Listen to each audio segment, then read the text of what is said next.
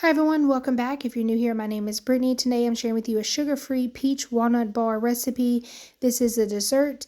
It was not sugar-free in the recipe. I added sugar-free ingredients to make it that way and also replaced the pecans with walnuts just because I didn't have any on hand. Now I found this recipe in the Food Network magazine here that I received in the mail. And the ingredients you'll need are just some Splenda, which is I'm using that in replace of the powdered sugar. Instead of maple syrup it calls for, I'm going to use a sugar-free caramel syrup, 3 peaches, 2 large and 1 small. I'm going to add in cinnamon to give it an extra sweet taste, baking powder, walnuts, and flour. And then you need 2 sticks of butter over there softened, but I put them in the microwave for a few minutes to get them just a little melted. So here I'm just cutting up the peaches. I'm just cutting them up real small, and I'm going to put that with the syrup on the stove for about 12 minutes until it thickens up. I did add a little bit of walnuts to that mixture just because I wanted extra. Now to this I'm adding the Splenda, the flour, the walnuts, and the butter all to a bowl, and it's going to make the doughy consistency.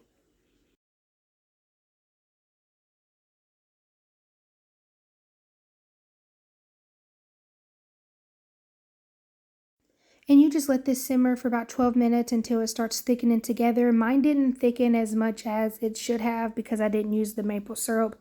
I used just the regular sugar-free syrup.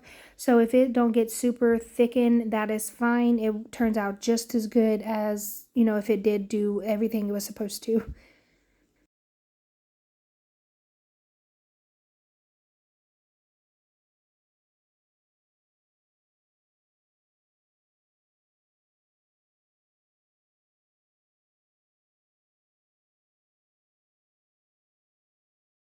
So right here, I'm just taking some olive oil and I'm lining the pan with foil, and then I'm rubbing the foil with olive oil on the edges and on the bottom to make sure it's well coated so nothing sticks because you're doing a flour mixture at the bottom.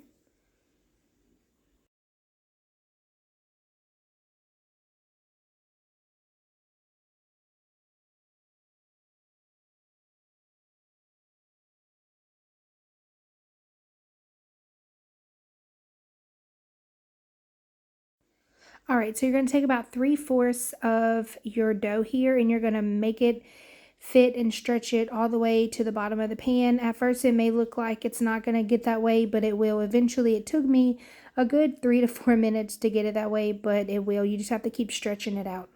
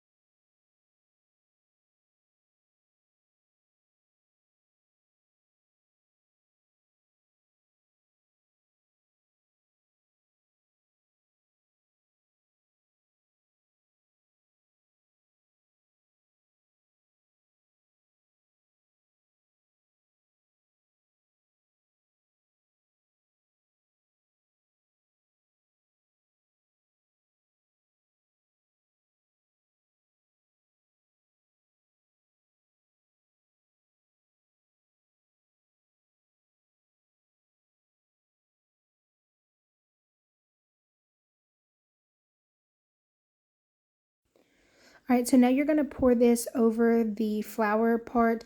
Make sure do not let this cool. Pour it directly over it hot. That way it will start cooking the flour at the bottom and it won't take so long to cook or have a raw flour taste when it's done. So once you're done spreading it around here, you're just going to take the rest of your flour mixture and you're going to tear it into little pieces and just spread it all over the sheet just to give it sort of like a little crumble on top.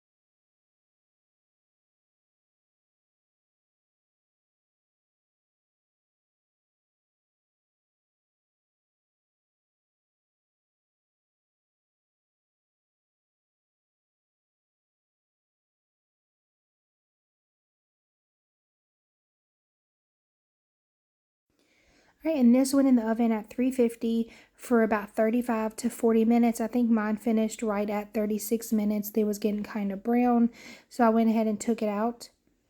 And I did put these in the freezer to cool down so it'd be easier to cut.